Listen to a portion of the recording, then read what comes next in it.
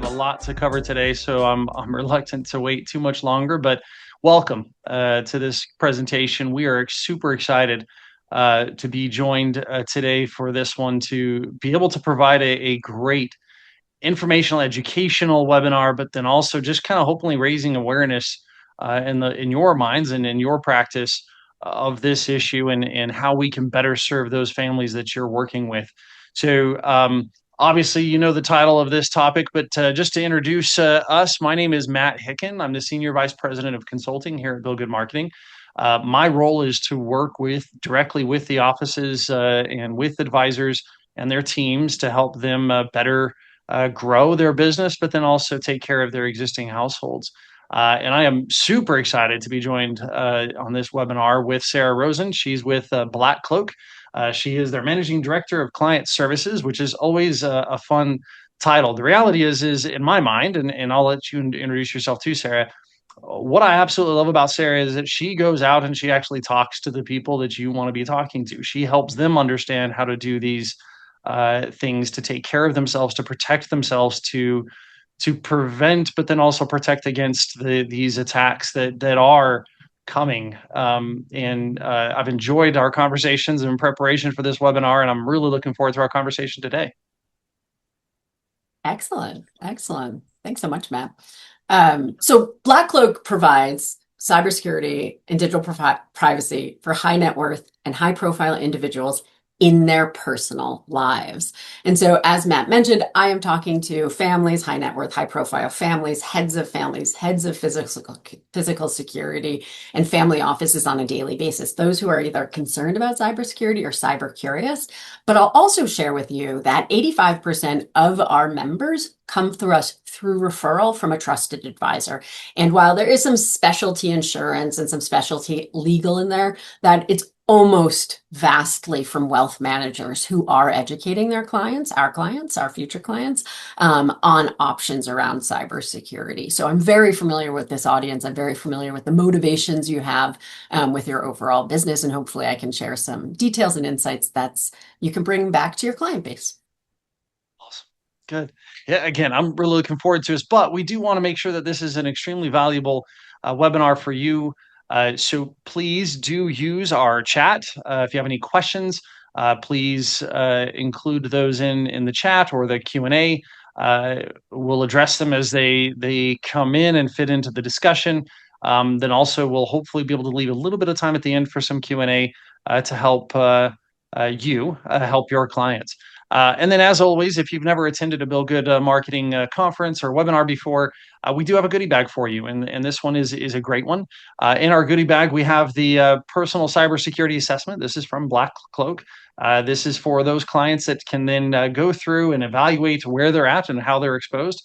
And at the end of this webinar, as long as you stick to the end, we'll give you a QR code where you can go in and download that. So super valuable goodie bag. Definitely want to wait to the end. Just a real quick thing. If this is, again, the first time you've attended a Bill Good Marketing webinar, our goal here at Bill Good Marketing is to help advisors to do better, right? We've always had the guarantee that we help you double your production or work half as much. With the different systems and processes we put in place, the best practices that we work, we've helped a lot of those advisors do both, right? Double their production and work half as much.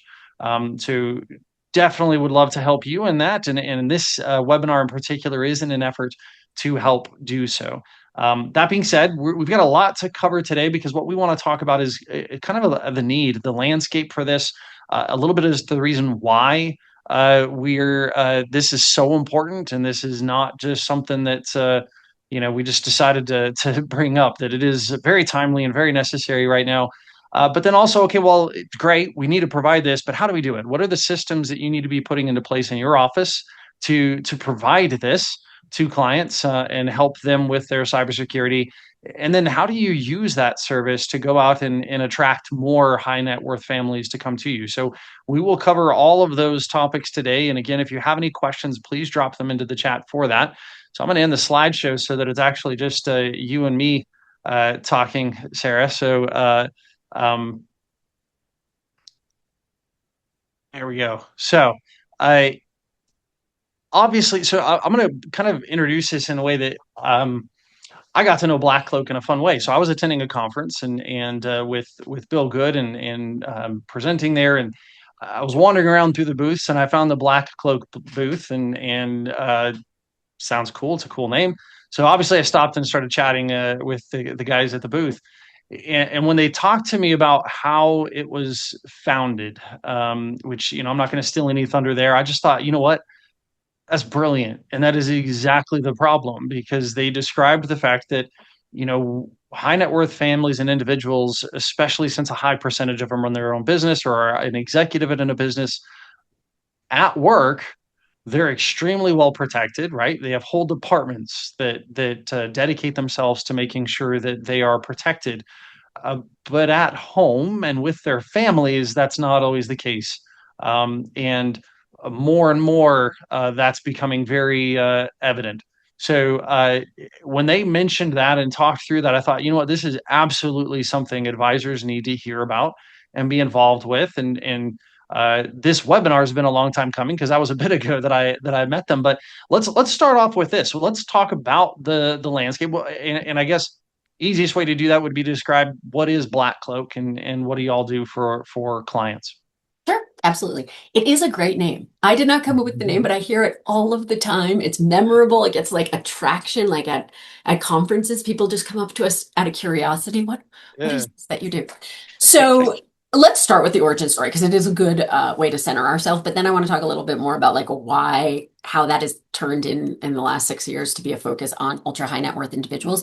So BlackCloak was founded by a gentleman named Dr. Chris Pearson, and he was the head of privacy at the Royal Bank of Scotland. It was the Citizens Bank component way back in the day. Anyway, his background, while he is a lawyer by trade and has held a lot of roles in security and understands defense, his job was to build the castle walls high around the firm, right? Make sure nobody digitally gets into Royal Bank of Scotland.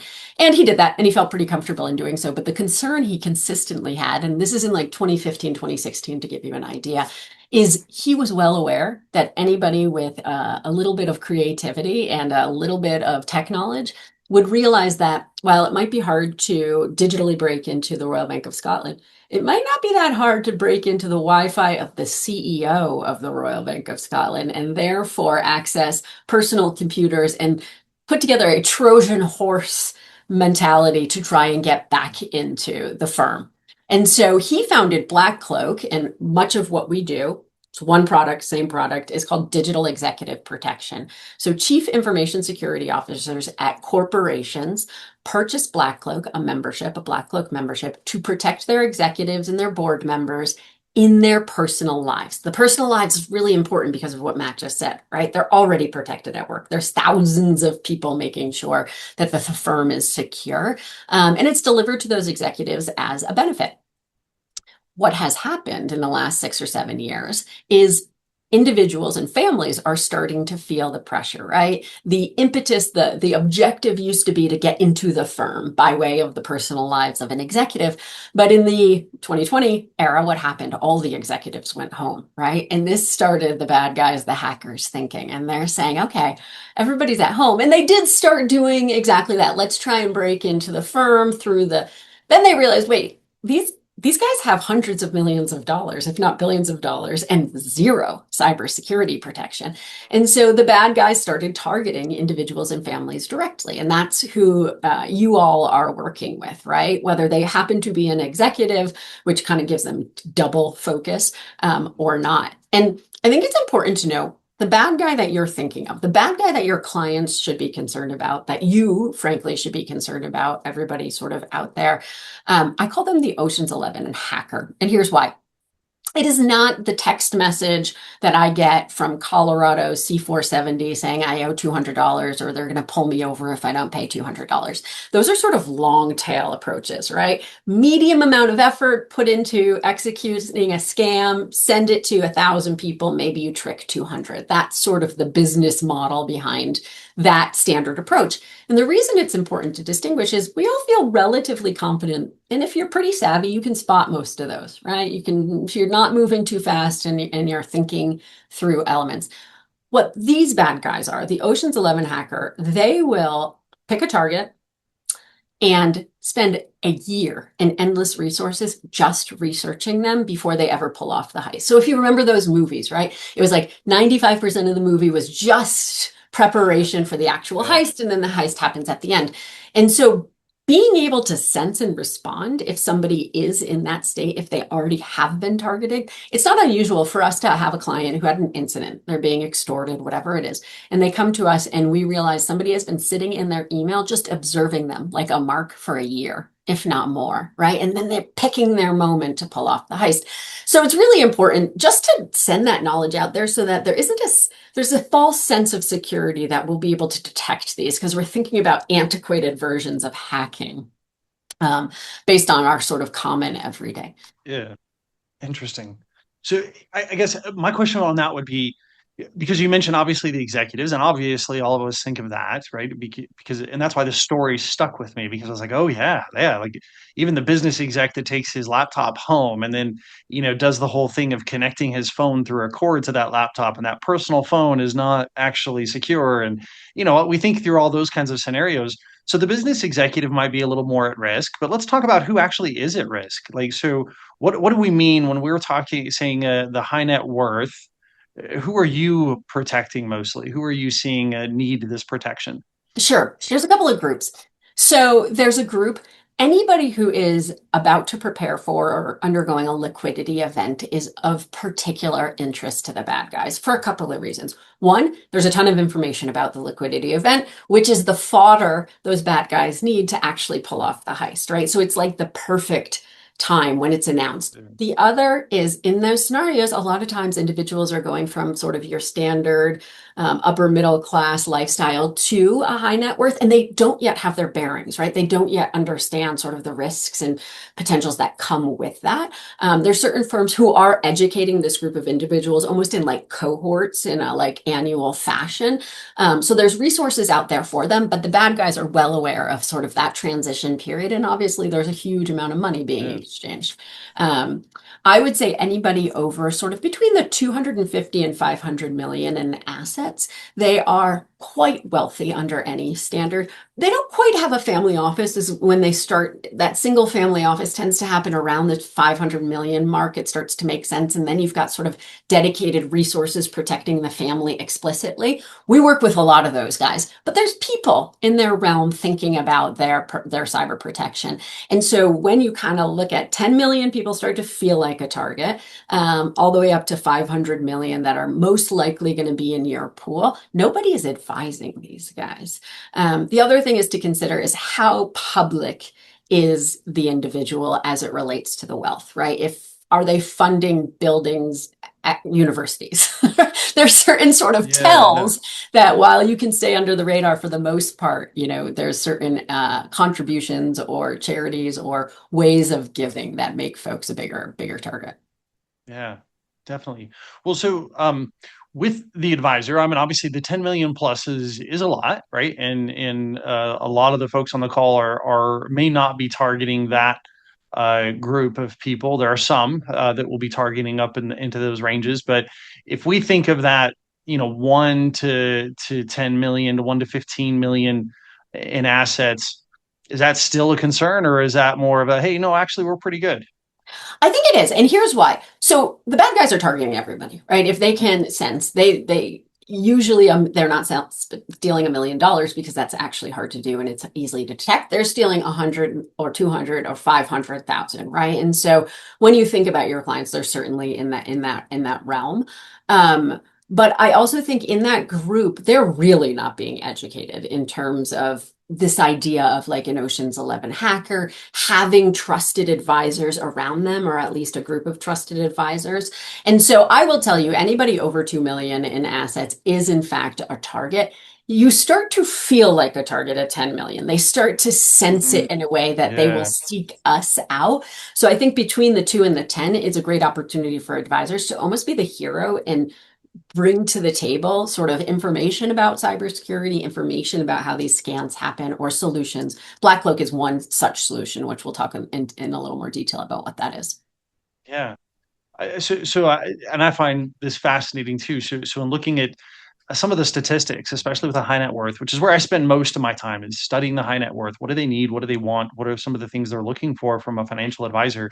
A couple of interesting things that I've seen actually occur recently in those studies. First, they've actually put cybersecurity and privacy protection as more important and more concerning to them, and something they definitely want help with more than anything else. Worldwide, there was a study done, and they put it above, pandemics, their own health.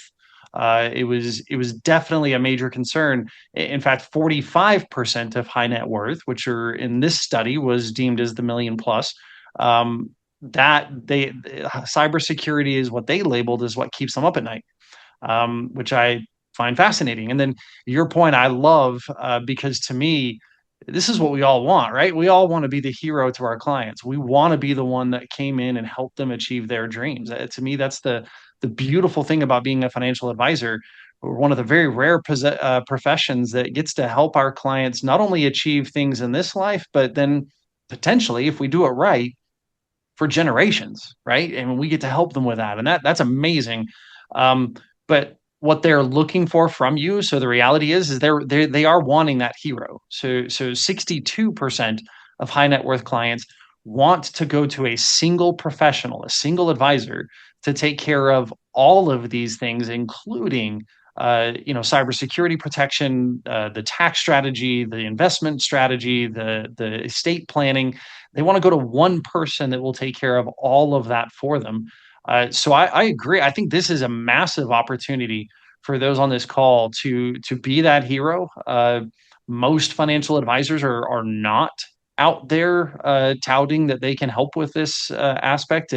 It is all the tax strategy, estate strategy, and investment strategy, which is extremely important. I don't want to belittle that at all.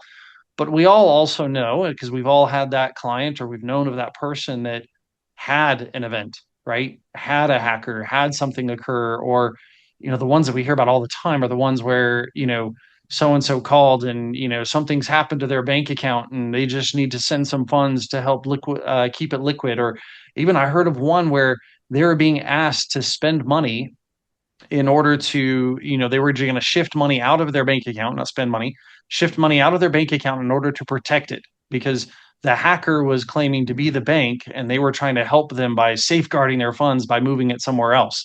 And I think they got 60,000 out of this person in the story I heard before they figured, oh, this isn't real. So we do have the opportunity to help them and protect this plan that we were working so hard to help grow their assets and keep it from disappearing. So I guess that leads to the question: what exactly does Executive Protection Services? What exactly does BlackCloak cover? Because none of our advisors on the call want to be the guy, throwing on the glasses and becoming IT and helping them with their computers. So what do you guys do for that? Sure. So first and foremost, I think it's important to understand what the bad guys are doing. So let's talk briefly about that, and then Sure. you can start to identify a solution. And Yeah. Matt, I think the reason it is so high right now is it is unclear what the solution is, right? Like medical, you have enough information, to have some sense of how you could solve that problem. And that's just not the case with cybersecurity. It's sort of like, what do you do? Which is where the opportunity is for you guys and for BlackCloak collectively. So what are the bad guys doing? First and foremost, these hackers need to select a target, right? And that could be, I mentioned a liquidity event beforehand. That could be the spark, could be just a zip code, right? I know that Paradise Valley in Phoenix or Arizona, right? We all know that that's a target rich environment if that's ultimately what you're looking for. And once they've sort of narrowed the field, the next thing they look at is the size of their digital footprint.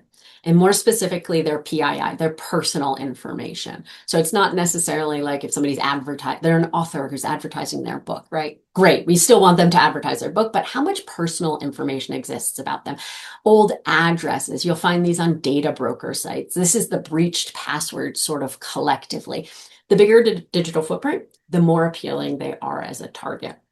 And the bad guy's going to take that digital footprint and embed himself or herself in either or and their apps. Can I get into their email? Holy grail is getting into their email. Most important app that you have to secure the password is email, or this is for you and for your clients similarly.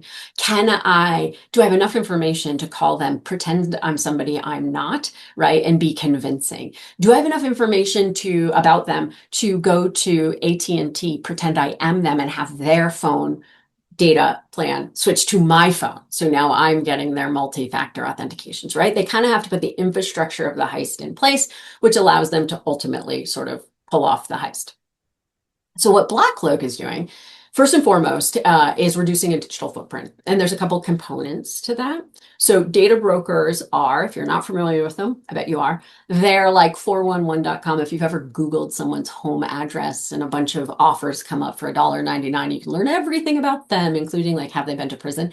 That's a data broker. And these guys, while on the outside it seems like maybe it's just their old addresses, these guys have been collecting data and reselling it for 30 years. So the level of detail and the amount of information you can get for $10.99 or whatever the price is a pretty great deal for a bad guy, right? That's a bargain. And there's about 600 of these firms, these data broker firms. Now, the good news is they have to remove your information if you ask. The bad news is they get to make up the rules. So one might say you have to ask on a Monday and we'll take it down for a week. Another one might say you have to ask on the first of the month and we'll take it down for 3 months, whatever it might be. So you really do need an automated solution. BlackCloak provides data broker removal, which is what it's termed. There's a lot of options out there. If you just do that and just recommend that for your clients, that's going to make them a smaller target from the beginning, right? If you think of car thief at the airport, right? They're going to steal a car. These hackers are going to pull off a heist. It's just a matter, is it the car with the club across the steering wheel, right? And the blinking light on? That would be an individual with a very small digital footprint. Or is it going to be the car with the window rolled down, which is a big digital footprint? Yeah. Dark web exposure is another aspect of this. Dark web is where when you get a breach notification, what has actually happened is data about you has been stolen from somebody, let's say Nike, and it is now for sale on the dark web. And the dark web is like the seedy underbelly of the internet. Like you can sell drugs and, all sorts of illegal activity happens on the dark web, and you cannot remove information from the dark web. So it is really important to know what information exists about you on the dark web and take the reciprocal action to remedy it. So if your social security number's on the dark web, put a credit freeze in place. You should always have a credit freeze in place, but you can start to sort of ameliorate any damage that can come your way by knowing and taking some action on the dark web. And then finally, you want to make sure information isn't inadvertently getting back onto the internet. So we will blur the home through Google Maps of our clients. We have a VPN on their phone, so when they walk into an airport, they are on a secure line automatically. We do a lot of device hardening to make sure their devices have high-end cybersecurity and they're not leaking their location data, for instance. So that's sort of step one. Reduce that digital footprint and keep it small. The second is devices. So there's consumer-grade anti-malware and there's business-grade anti-malware. Consumer-grade anti-malware, it's better than nothing. I do not want to diminish that. Your clients should have anti-malware for sure. That's sort of the consumer grade. The difference between the two, and I love this analogy because it makes sense to me. Consumer grade. If there's a man on a ladder in front of my house at 2 a.m. jiggling the second story window in a black hoodie, that's a robber, right? Like everything about that makes us think it's a robber. That is how consumer grade anti-malware works. They think and look backwards as what has already happened and can identify similar patterns. The problem is we're dealing with the Ocean's 11 hacker, right? These guys are kind of like the best in the game, one can presume. And so business grade anti-malware, what it does is it uses AI.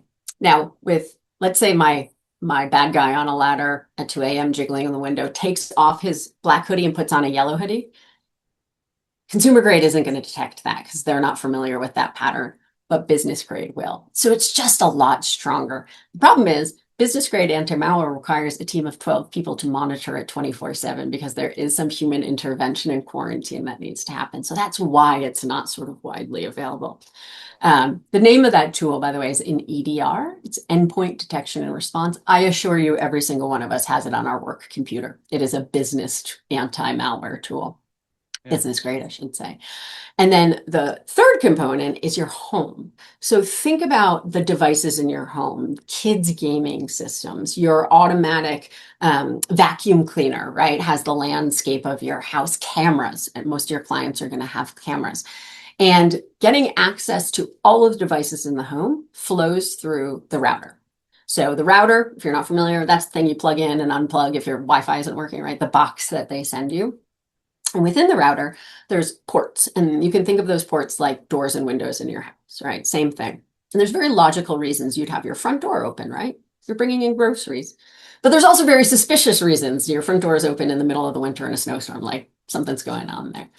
And so BlackCloak chooses to protect the home and all of the devices and data generated in the home by protecting the inside out of the router. Meaning we do vulnerability scans through the public IP address. You can't make your IP address not public. And we ping the router on a weekly basis to see if those doors and windows are properly open or closed in a way that they should be. And frequency is really important here because, great example, IoT devices can inadvertently change your router settings. So you have your router set up by a professional, it's safe and secure. You plug in your new smart fridge, it can inadvertently throw your front door open in the middle of a snowstorm and you wouldn't be any of the wiser. And then finally, and this speaks specifically, I think, to this group of individuals, is we have a concierge team of 55 individuals who serve as personal cybersecurity concierge for all of our clients. Now, Matt, you mentioned a scenario when a client comes to you and they're already in a breach state, right? Holy moly, I'm being extorted. They're probably calling you to change the passwords to the financial accounts, right? But this is a great opportunity for you to sort of interject and offer solutions because it's a truly emotionally horrible thing to happen to a human being. Like it's really stressful and upsetting. So BlackCloak, we are a membership, an annual membership. People join, their whole household joins because we're protecting them as a household, but we do take on folks in a breach state. There's no extra cost for that. We'll bring them in, we'll assess whatever cyber event has happened. We're not going to get the money back. We're not going to get the data back if that's what's stolen, but we can bring them back into a secure state and help work through the sort of whatever challenges exist, right? Like, should you call the FBI? If so, what number do you use, right? What do you tell them? We'll sit on the phone with them while they talk to the FBI, that sort of stuff. It's awesome. And it's awesome for a number of reasons because kind of the next thing I want to make sure we get to is, of course, how do you implement this? Because I think we all have heard these stories. I think everything you've explained is like, oh, hey, I wouldn't have even thought my smart fridge could be a thing, but or my kids' video games, which is true. I talk to them all the time, and they're like, oh, I was talking to so and so, and they're playing the game, and I'm like, oh, who is so and so, and do you know? And so yeah, I get it, and that makes sense. But then, how does an advisor go about providing this service? And there's a few things that I want to make sure that. Um, I get out from the Bill Good perspective. So to me, there's three keys to make sure that you are helping your clients with this, whether you employ somebody like BlackCloak or if you're just trying to help that client that has 250,000 with you and you just don't want them to have anything stolen. What are some of the things you need to do? And first is an education step. You need to tell the clients what to watch out for. Very much like you were talking about, Sarah, is just at the beginning of the call. I think all of us are kind of thinking of the cybersecurity and the problems of 5, 10 years ago. And we just had our conference and our CEO Franz was talking about the fact that literally if you're with an AI world, if you're talking even 90 days ago, you're kind of ancient history and it's too far back for us to help. And not that you have to be sending out information every week about everything, all the latest threats, but letting people know some of the things that they should be doing to protect themselves. There are basic level things to care for themselves. I mean, even things like you talk about having malware protection on their phone. There are plenty of people that don't. Or one of the things that I've seen is they call it the Apple halo, right? Where they think that, oh, I've got an Apple product, so there's no way I can be hacked. Or I've got the whole Apple suite, so therefore I'm perfectly safe. I don't need any of those things. And that's not the only way to get to you. There's plenty of other ways to get that. So provide that education. We do have letters. We have educational materials. We have an ebook if you're working with us that you can download to give to your clients to provide that education. Another form of education is live and in person, right? So I would imagine if they're working with these ultra high net worth families, then even helping going to BlackCloak and going to you, you would be able to come out and help provide education. But um, even having the local FBI office send a speaker out and to speak about cybersecurity. Even your local sheriff's office will have a specialist there that will be able to speak on it. Obviously, vet those speakers. I have seen a pretty significant improvement in the speakers from those agencies over the years. So as far as actually being able to hold attention and all, so have them out, host an event with your clients, and if you're a Bill Good user already, then obviously we've got all the systems and processes to help you run a great event. If not, yeah, we'll definitely help you. If you want to join in, we can help you get that done. But provide that education. Number two, I think you've mentioned this a few times, but I want to make this point with the advisors as you're implementing this process with your clients. Consistency is the key. This is not a one and done thing. This is not a hey, I checked with them to make sure that they're keeping their passwords not on their home computer screen, and so I'm good for life now. This is a constant thing. We do have a checklist that you can go through with your clients to check off to make sure they have these things in place. Now, the beautiful thing about working with a group like BlackCloak is, of course, 90% of the checklist they're taking care of for you. So all you have to do is say, hey, you're still with BlackCloak. We're good there. So we're all set. Let me check on a couple of other things and we're good to go. But help them on that. To me, this is a part of their annual meeting with you to just touch base and make sure that everything is still in line. None of us want to have that annual meeting where we're thinking we're doing great in the market, but they've had an event, and as you said, Sarah, it's a terrible, heart wrenching event, and it hurts. So we don't want to have that happen. Much better to stay on top of it and protect them.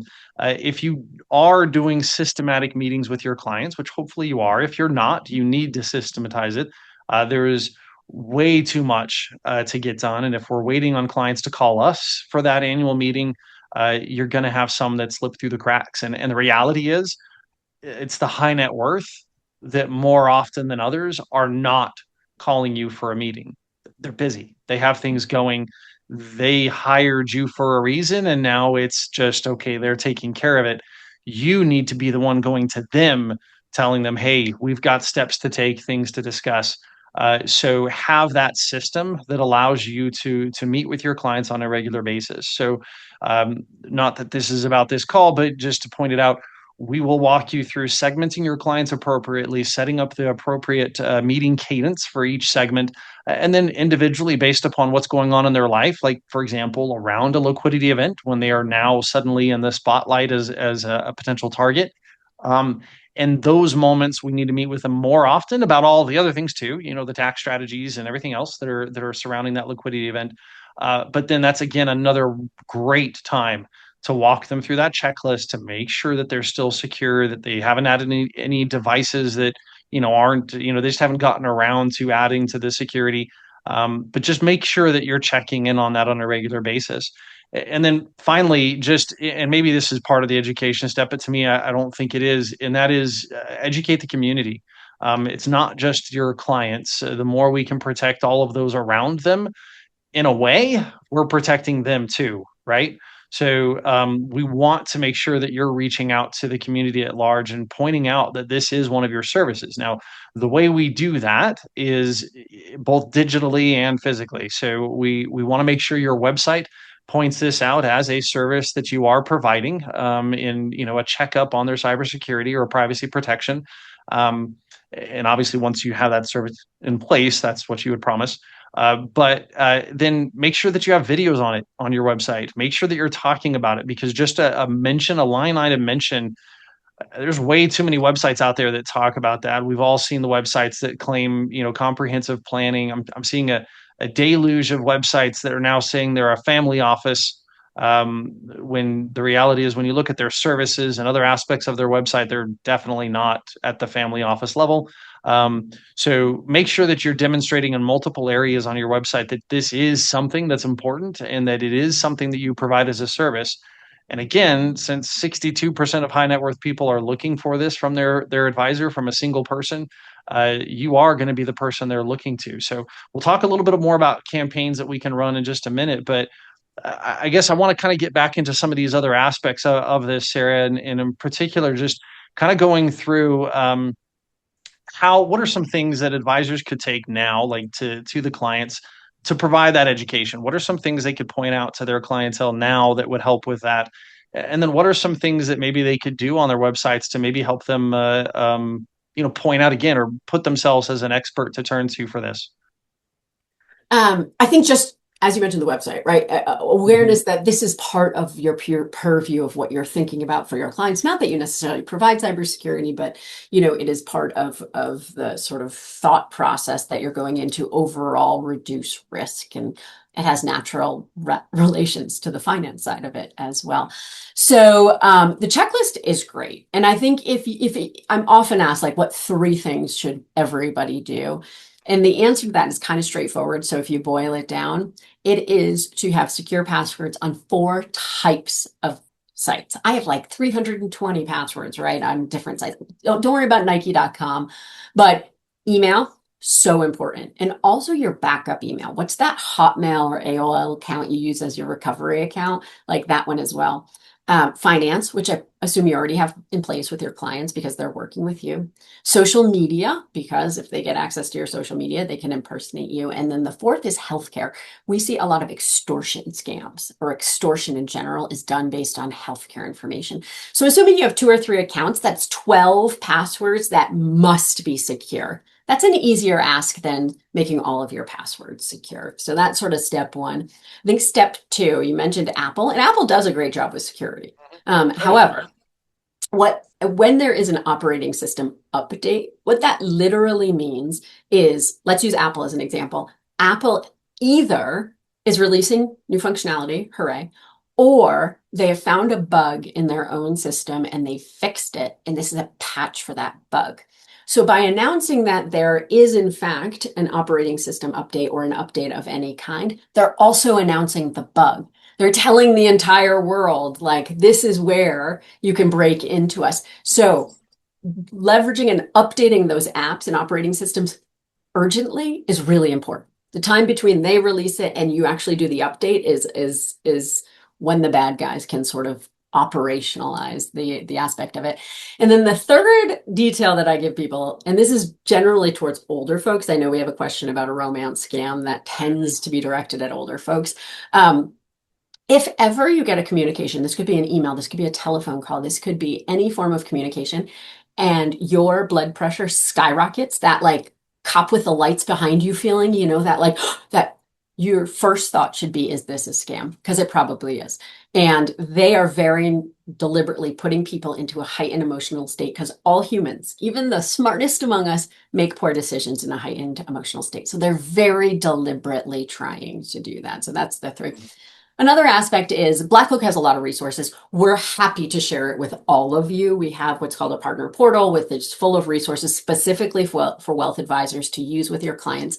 The risk assessment that is Matt had presented in the beginning that you'll get access to at the end, it's particularly good. It is 20 questions. And it's either yes, no, or somewhere in between. And it's the 20 areas of access that a bad guy is going to try and access an individual. And if you say no, do you know what your router settings are? Right? No, probably everybody's going to answer it. It gives very operational, detailed instructions on what to do in order to sort of remedy that. So that becomes independent of whether BlackCloak, it leads to a BlackCloak discussion. It just gives your clients a way of not only identifying the risk, but actually taking action should they choose to.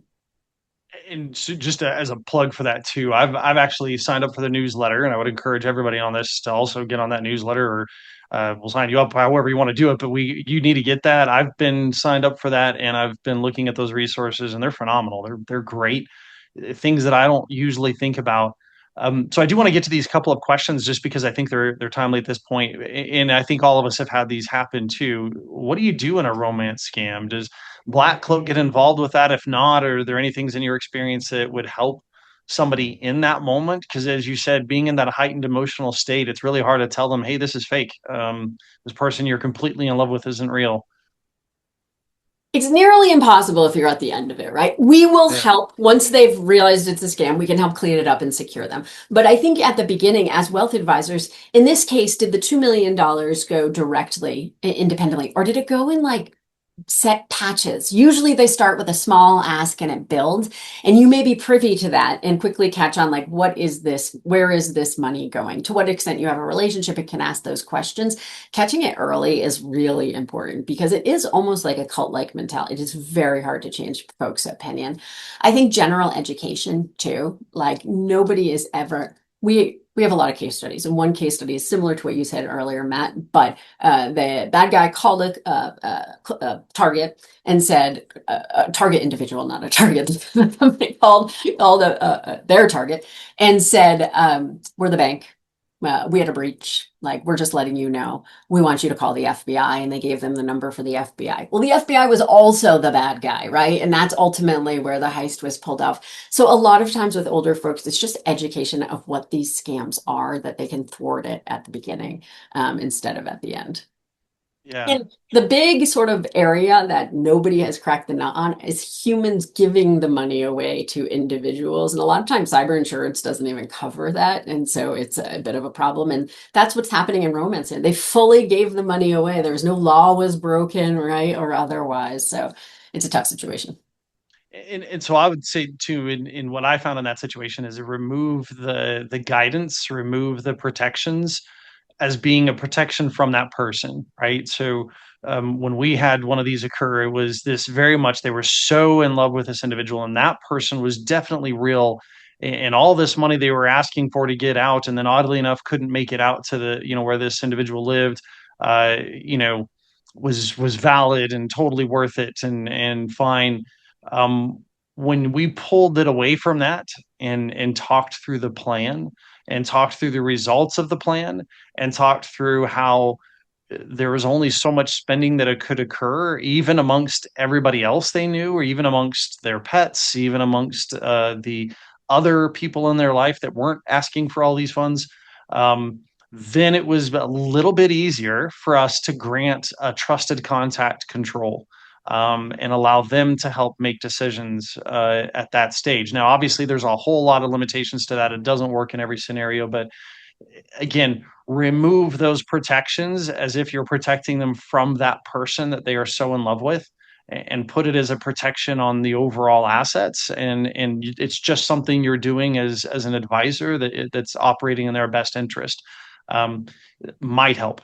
But again, to your point, those romance scams are the worst, and it is so much better to be providing that education and letting them know to what to watch out for in advance before that connection occurs. So, a couple of other questions, and I definitely want to get to these. So, first off, does BlackRock operate outside of the United States? And then, so in particular, I would imagine Canada. And then also, like we mentioned, signing up for the newsletter. How do people do that? So this is a common mistake. You mentioned BlackRock. We are not Oh, BlackRock. We are sorry. BlackCloak, but it is very So common that folks apologize. say Yeah, that. They are very similar. I just wanted yeah. to, I know people have feelings Black about Cloak is much better. BlackRocks. Yes. Yeah.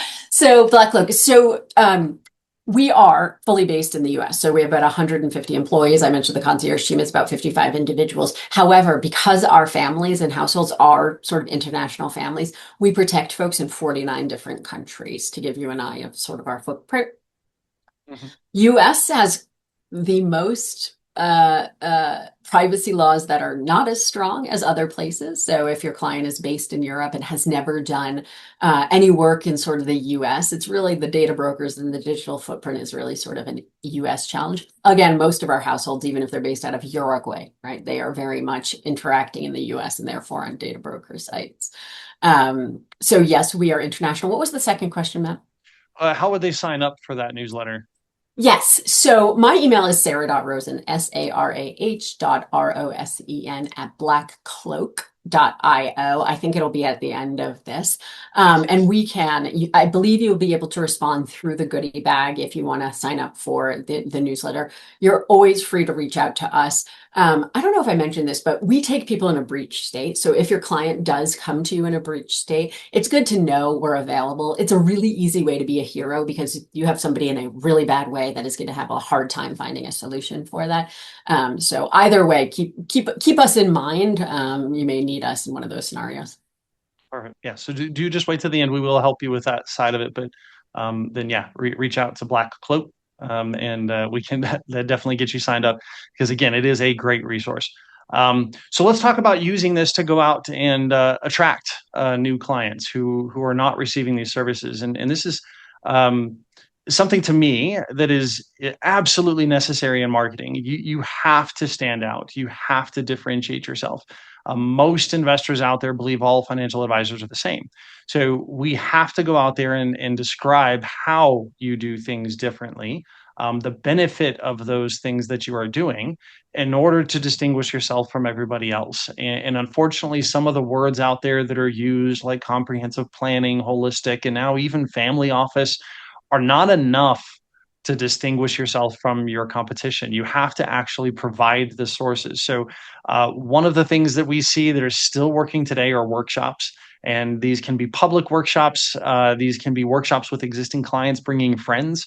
In particular, go to your center of influence clients that meet these, standards. Like if we're looking for high net worth clients, I want to invite high net worth clients to bring their friends. So we've always found and felt that birds of a feather flock together, and that's just how that goes. So it's not often that somebody with 10 million and is rolling as an executive and so on is spending a lot of time and would invite the guy at the hot dog stand outside their building. That usually doesn't happen.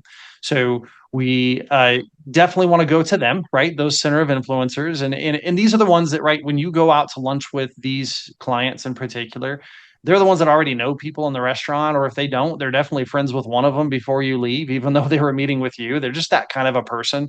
They're hosting the parties at their house. They're inviting people out to different events.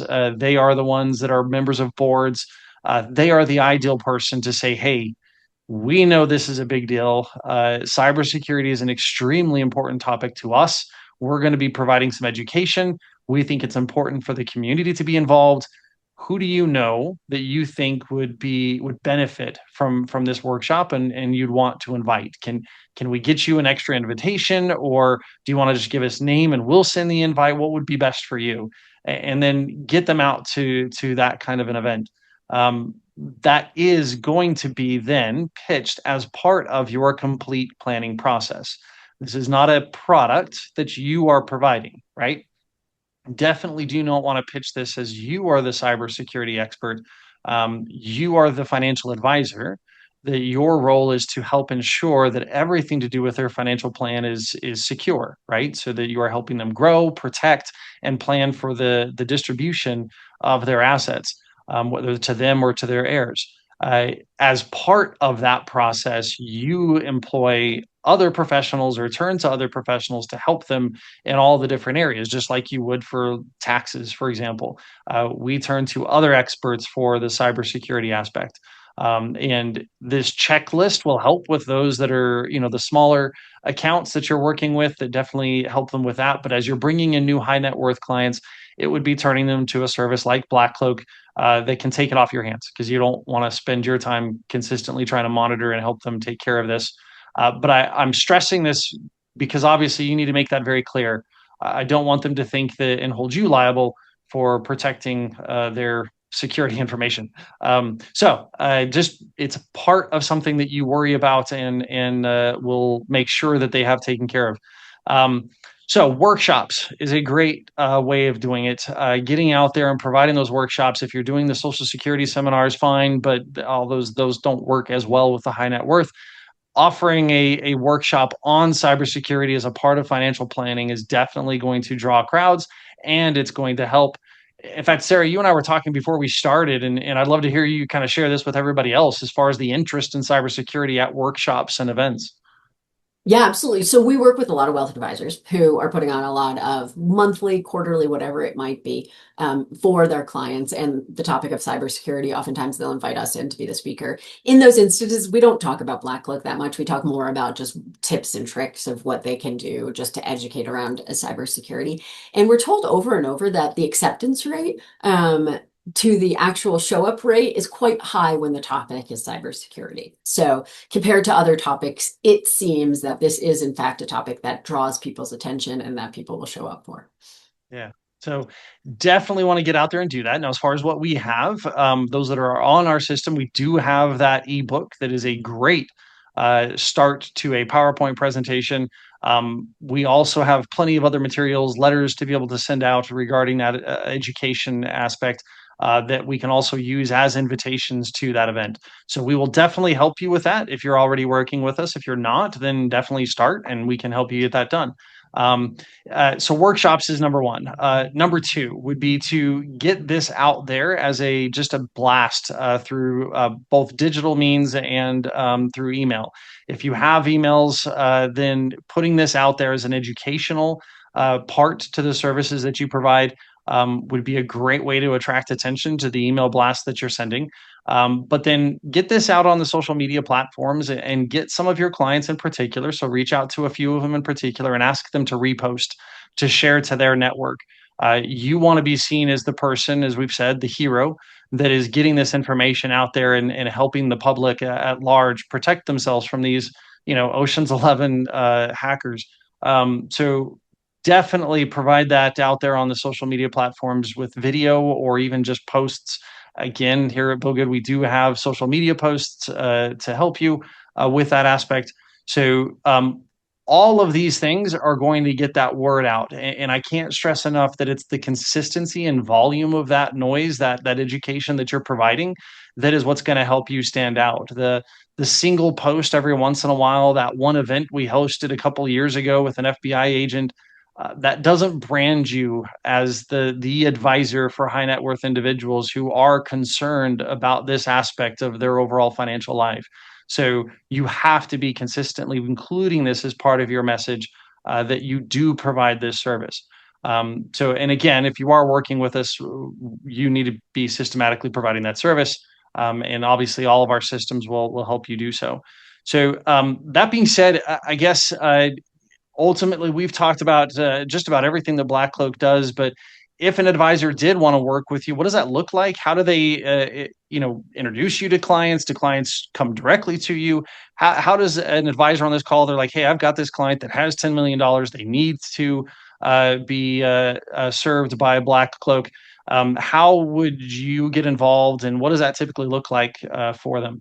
Sure. So we keep it relatively easy. We cannot compensate you. In most cases, people do not want to be compensated as a referral. It's merely for the help of their clients, but know that we cannot. So it's a little bit more like a friendship. And on one side of the friendship, we are happy if your clients are interested. First, usually we'll sit down with you. We'll do a preview of what we're going to talk to your clients about, which is a bit of an overview of BlackCloak and cybersecurity. And you'll feel comfortable or you won't, right? And if you feel comfortable, you can refer a client. We encourage you to participate in that first call or all the way through with the client. If they're fine with it, we're overjoyed to have you participate. So we keep it pretty simple. We don't sell because I guess we don't really have to. It's very much about education. Like, let us help you understand what is happening behind the scenes here, and you can decide if you actually need the solution. I see there's somebody asking about price, which I don't mind sharing that. BlackCloak is a membership, and it is $10,000 a year per household. So we assume two adults, we assume endless homes, we assume dependents under 18, all of that. And that's sort of the most comprehensive package. We give all of our partner friendships a discount for your clients. So it'll be somewhere south of there. And there are a few smaller packages, but I think so few people are doing it. I'd like to share the price just so you have an idea. Like, is it bigger than a bread box, smaller than a Volkswagen, right? Like, what are we talking about here? Yeah. And so it's definitely within reach. We go back to that 250 million to 500. You don't need to have $250 million to be protected by BlackCloak, right? It is within reach for most folks who are cyber concerned. Yeah, definitely. Good. So then, and I had another question about finding that ebook. Yeah, we'll help you get a hold of that, but it is on the site. But Good. If there are any other questions, please drop them in there. Obviously, we want to make sure that we answer any of those questions that we can. Let me bring the slides back up so that those that want to grab the goodie bag, they can, while we're waiting for the questions to come in. Um, Slides back.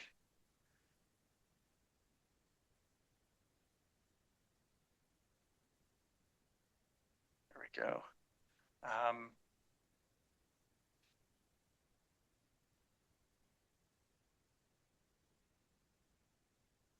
Of course, that's when I'm going to have all the problems. There we go. So there's the QR code. So if are there any other questions? I'm not seeing any come in. But any last words from you, Sarah? Anything else we want to make sure that we give in these last couple of minutes that would help our advisors listening? Um, one easy thing you can do to become sort of a small expert is I use Google Alerts, and my Google Alert is just high net worth cybercrime. And there's probably 2 to 6 maybe headlines a day. And maybe I read 2 in a week, but it's a really good way to stay abreast of anything that is happening in this specific case. Just read the headlines. That usually tells you what you need to know. Something else I would warn against is there's a group called Shiny Hunters. They're a hacker group, and they flared up about 6 to 8 weeks ago. And something that is relatively new about them is that they are targeting wealth advisory firms. They're trying to steal your customers' data, and they've had a lot of success with it. And it's a ransomware play. So they're going to try and trick your IT team into letting them into their system. They're going to steal your client data. Then they're going to try and hold it for ransom from you. If you don't pay the ransom, then they release the data, which is just a bad situation in general. So also take into consideration just broadly your cybersecurity as a wealth advisory firm right now, I think is super important. And pass that along to those in cybersecurity within your firms, because I don't know how well it's being reported, but we see it every day. Yeah, awesome. Well, good. Well, and Zachary, you pointed out there's some Q&A questions in the Q&A. We answered those verbally, and I don't see any new ones. That said, thank you very much for attending. And Sarah, thank you so much for your expertise and joining us for this. We look forward to continuing to work together. It is our goal at Bill Good just to help advisors be that trusted advisor to their clients, and to bring in more families into that trusted advisor relationship. And I think this is definitely one of those areas that you have to be providing as an advisor to truly be that full trusted advisor and helping them on all aspects. So thank you, Sarah, for this your time and your expertise. Our pleasure. And we're happy to help or address questions if you just have questions. Awesome. Well, thank you, everyone, and I hope you have a great rest of your day.